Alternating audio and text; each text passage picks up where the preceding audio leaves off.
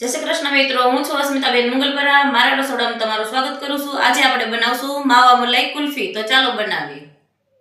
આપણે કુલ્ફી બનાવવા માટે અડધો લીટર દૂધ લીધું છે. આપણે ગેસ ચાલુ કરીને દૂધ ગરમ મૂકી દીધું છે. હવે સરસ રીતે આપણે ગરમ થવા દેવું દૂધને. આપણે 5 થી 7 મિનિટ હલાવતા જ રહેવું ધીમા ગેસે.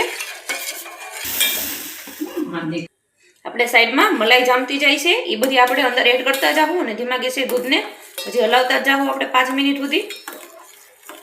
આપણે ધીમા ગેસે દૂધ ઉકળે તો આપણે બીજી સામગ્રી તૈયાર કરી લેશું. મેં અડધો વાટકો કાચું દૂધ લીધું છે. મેં કસ્ટર્ડ પાવડર લીધો છે, એ 3 ચમચી એડ કરશું આપણે એમાં અને સરસ રીતે મિક્સ કરી લેશું. 1 ચમચી આપણે મિલ્ક પાવડર એડ કરશું અને સરસ રીતે મિક્સ કરી લેશું. એ કોઈ ગાંઠો ન રહે એવી રીતે આપણે મિક્સ કરી લેવાનું છે. આપણે સરસ રીતે મિક્સ કરીને તૈયાર કરી લીધું છે. આપણે કાજુ બદામના ટુકડા લીધા છે, એ આપણે મિક્સર જારમાં પીસી લેશું. ખાંડે પીસી લેશું. આપણે મિક્સર જાર લીધું છે એમાં નાખી દઈશું અને ખાંડ અડધો વાટકો લીધો છે એ નાખી દઈશું અને સરસ રીતે મિક્સ કરી લેશું. આપણે પીસીને તૈયાર કરી લેશું.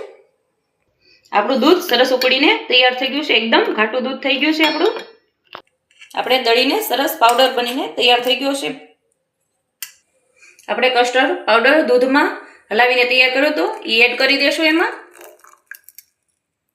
આપણે કાજુ બદામ અને ખાંડ પીસીને તૈયાર કર્યું હતું એ એડ કરી દેશું એમાં અને સરસ રીતે મિક્સ કરી લેશું. આપણે અડધી ચમચી એલચી પાવડર લીધો છે એ એડ કરી દેશું. મિક્સ કરી લેશું અને ધીમા ગેસે આપણે 5 થી 7 મિનિટ હલાવતા જ રહેવું. એકદમ સરસ ઘાટું થઈ જાય ત્યાં સુધી ધીમા ગેસે આપણે કન્ટિન્યુ હલાવતા જ રહેવાનું છે, નકર બેસી જાહે અંદર. સરસ રીતે બધું મિક્સ થઈ જાય ત્યાં સુધી આપણે હલાવતા જ રહેવાનું છે.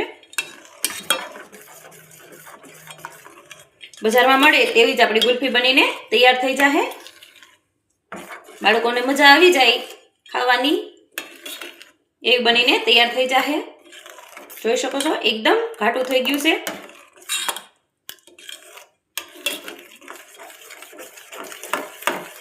પાંચ થી 7 મિનિટ આપણે ધીમા ગેસે જ હલાવતા રહેવું.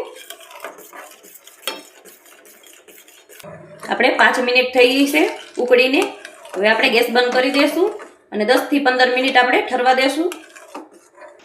આવી રીતે આપણે કોટ કરીને ચેક કરી લેશું. જોઈ શકો છો એકદમ સરસ ઘાટું થઈ ગયું છે. હજી ઠરશે એનાથી નહીં વધુ ઘાટું થઈ જાય. આપણે 10 થી 15 મિનિટ થઈ ગઈ છે અને એકદમ સરસ ઠરી ગયું છે. હવે આપણે કુલ્ફીનું સ્ટેન્ડ લઈ લીધું છે. હવે એમાં આપણે નાખી દઈશું. આપણે 4 ખાનામાં ભરી દઈશું.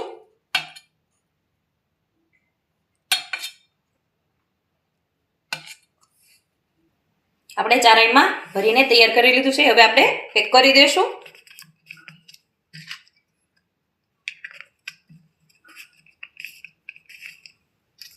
આપણે 4માં ભરીને પેક કરી દીધું છે અને વધ્યું હતું એ 2 કાચના બાઉલમાં ભરીને તૈયાર કરી લીધું છે.